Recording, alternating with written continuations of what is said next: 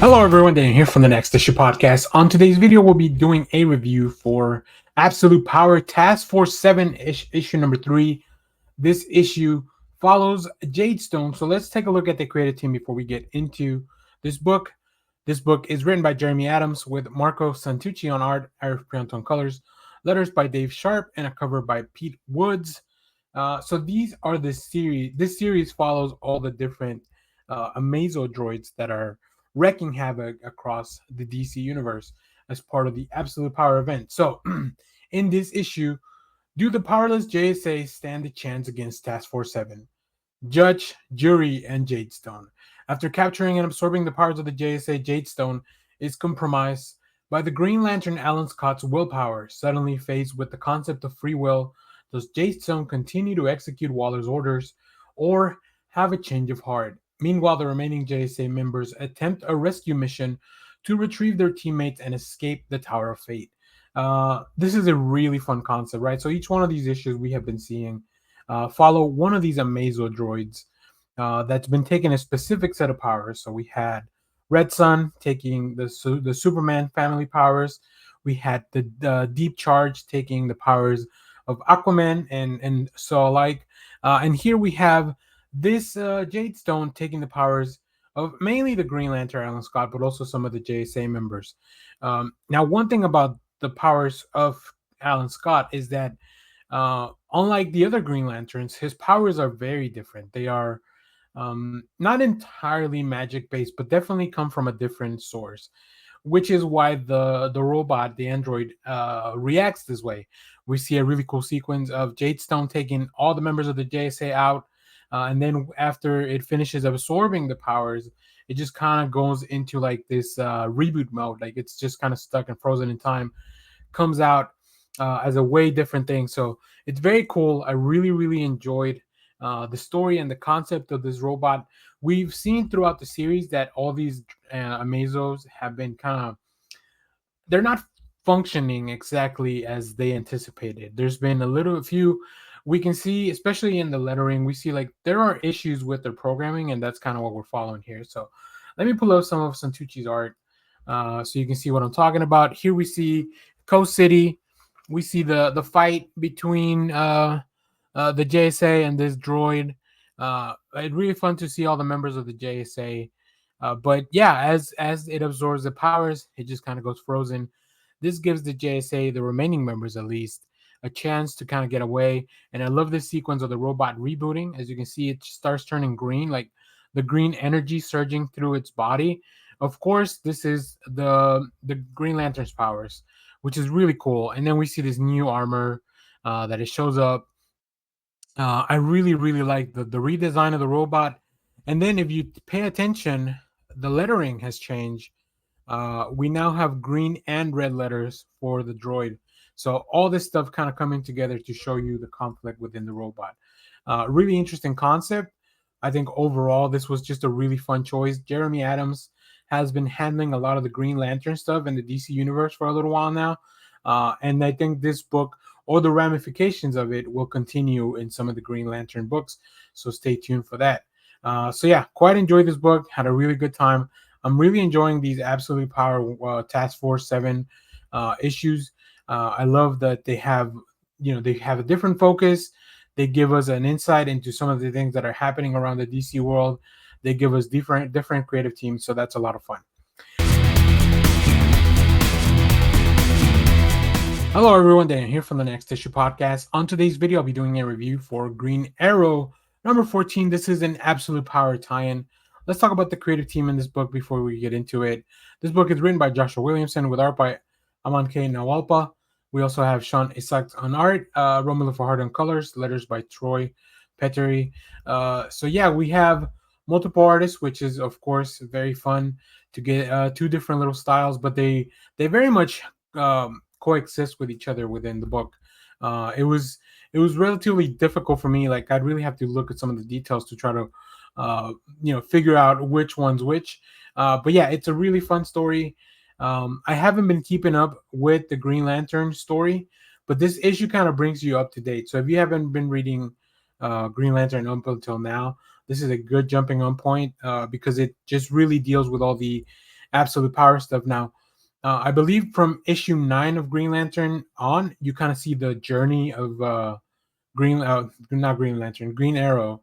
You see Ollie's journey into this deal that he's got with Amanda Waller, and how he's become part of that in this absolute power, or leading up to the absolute power. So in this issue, with a brand new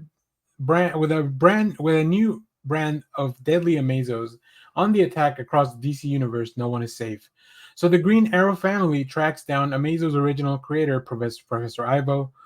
Can he help them stop Waller's master plans? But they are not the only ones searching for Ivo. Oliver Queen is also on the hunt. So the Green Arrow family and Green Arrow himself are going to come to a clash in this issue. And as we move forward with the Absolute Power storyline. Um, like I said, this was very easy for me to kind of jump back into. I think Joshua Williamson does a really good job of giving you both a mix of exposition, an introduction, a quick introduction to the characters. This is a book that has a lot. Like, if you're not familiar with the Green Arrow family, you might have to do some quick wiki to figure out who's who. But overall, the issue really fills you in on what you need to know about these characters. I think Joshua Williamson is pretty good at when it comes to that type of introduction. And if you are familiar with the characters, you'll just really enjoy this journey. So, as Batman tells the Green Arrow family to kind of stay put, because obviously individuals without powers like himself or the Green Arrow family, individuals that are just like, I can do martial arts, or I'm really good with a bow. People that are just normal level human without any metahuman abilities are kind of the last resort when it comes to this battle. So they're trying to keep everyone as safe as they can. But obviously, the Green Arrow family does not want to stop there.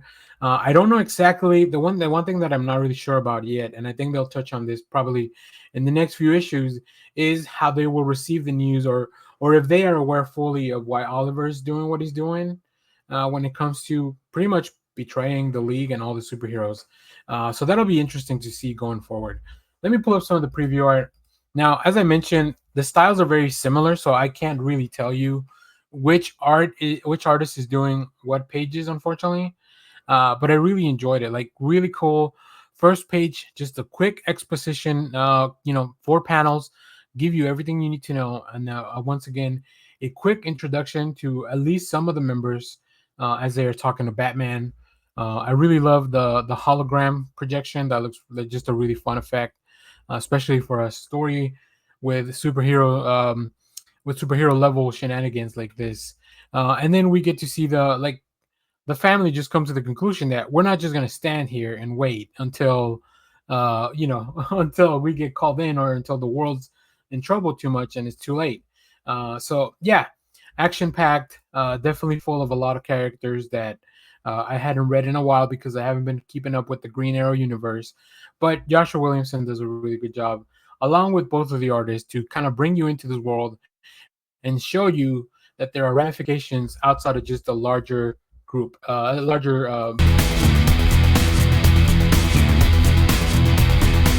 Hello, everyone. Dan from the Next Issue Podcast. On today's video, I'll be doing a review for Absolute Power #2. This is a new book from DC Comics.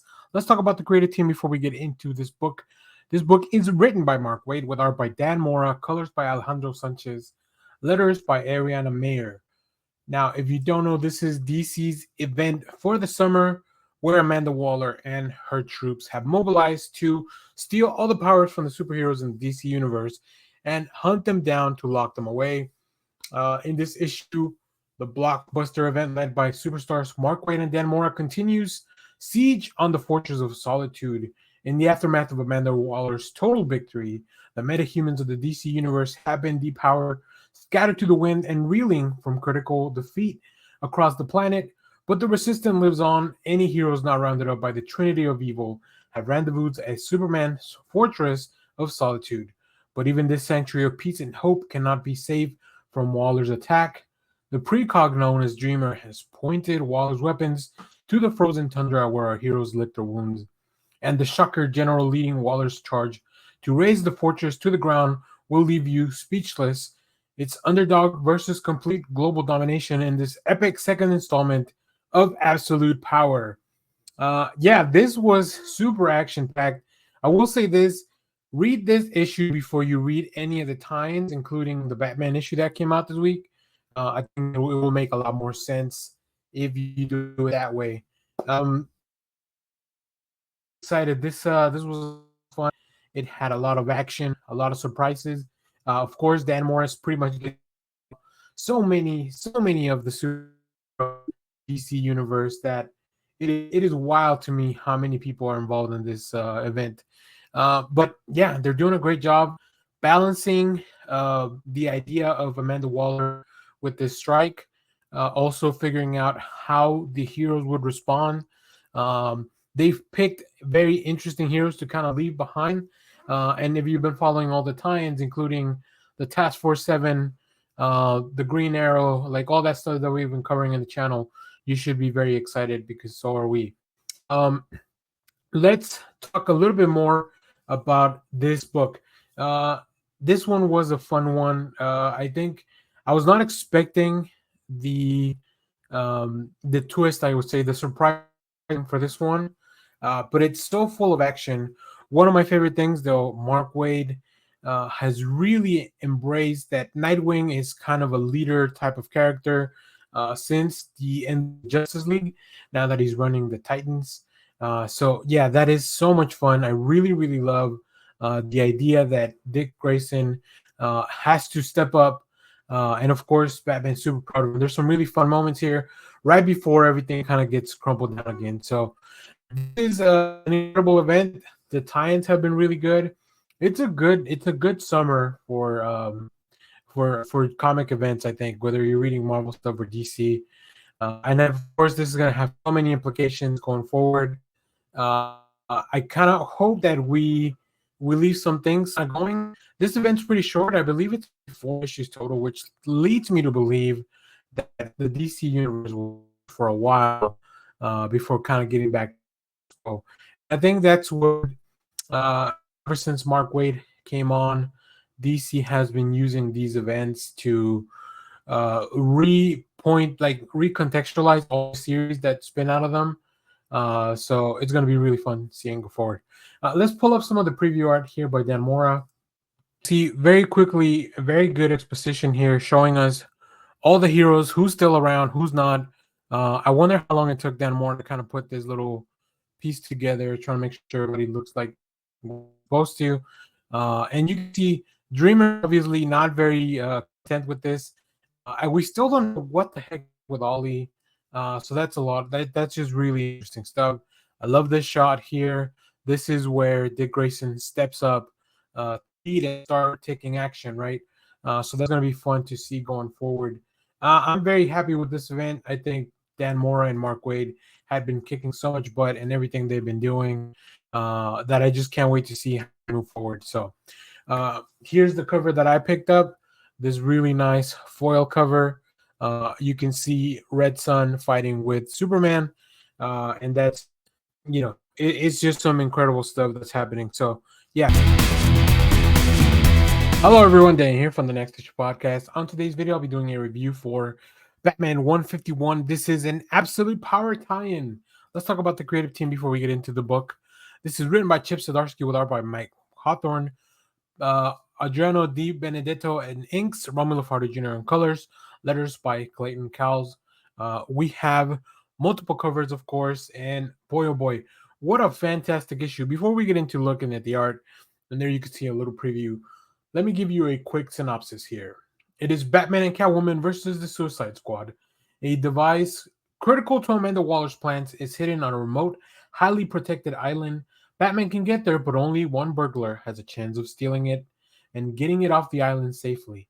But the device isn't what they expect, and getting off the island turns out to be the least of the problems. I will recommend you read this after you have read issue 2 of Absolute Power. So go ahead and read this first before you get into reading Batman 151. It's not like a big spoiler or anything, but of course, it really is kind of like the sequence of events that kind of lead from one book to the other. Uh, boy, and speaking of that, I really enjoyed this book. This is a heist with Batman and Catwoman trying to sneak into this most secure compound. and then they have to face off the Suicide Squad. As you saw in the preview art, it's not just the Suicide Squad. You also have Bizarro there hanging around. I'm not sure. I'm not reading the Suicide Squad book right now, the Dream Team or whatever it's called. Um, so I don't know if exactly that is the team that's currently going on, but it's very interesting. So Mike Hawthorne returning to the book. He's been one of the artists in the rotation with Chip Zdarsky. He's been used whenever we're not really doing we weren't dealing with the main fail-safe story. So I think the DC and the Batman editorial team is doing a really good job of having these artists kind of rotate. Chip Zdarsky tells a really fun story. I really like how he writes both Batman and Catwoman working together. I like that they go undercover with like different aliases, and Batman still has a lot of resources at his feet, so or in his hands. Let's take a look at some of that preview art I showed earlier. We see Selena hiding out in her bunker, and just I really love these quiet moments, the conversations. I love that Selena doesn't. She's not there to help Batman. She's there to help Bruce, right? She's there for Bruce. So, and as you can see here, they go undercover, and we see this really cool shot of the Suicide Squad landing and of course Bizarro right next to them. So that's really fun. And then we get to see talking to the general. This is Bruce Wayne undercover. Very good disguise, I think. So things just kind of get really funky from here. A lot of really cool action, and of course, this is going to be an arc that's going to take a few issues while the Absolute Power is going on. I would think this may be like 2 or 3 issues long. So that's really cool. Now we also have a backup story for this, written by Tini Howard with art by Mariana Ignasi, colors by Giovanna Nero, and letters by Clem Cowell. This one focuses on what Harley's kind of doing while everything's going on. Let me pull up some of the preview art. It's really fun. It's only a few pages long, but I love seeing and checking in with some of the other people, especially when Harley has their own way of dealing with things. So yeah, very interesting stuff. I really like how Tini Howard writes a lot of these characters. And here's the cover that I end up picking up is the main cover. There was a lot of really cool ones, and you'll see some at the end of the video. But I just kind of had to go with the main cover. I'm still really excited about this page with Bizarro. It's fantastic. Like it's some of the best stuff I've seen in a while. And it's a different Bizarro, right? Of course, Amanda Waller would make it so that she can control him even better. So yeah, really fun book, really cool stuff. If you have read this, let me know what you thought about it down in the comments. As always, thanks for watching, everyone. Remember to share, like, subscribe, hit the bell so you know when we go live. That is most Saturdays, 10 a.m. Central Standard Time. Stay tuned. We have more comic reviews, trailer reactions, TV recaps, all that fun stuff in the channel. Thanks for watching, everyone. Bye-bye.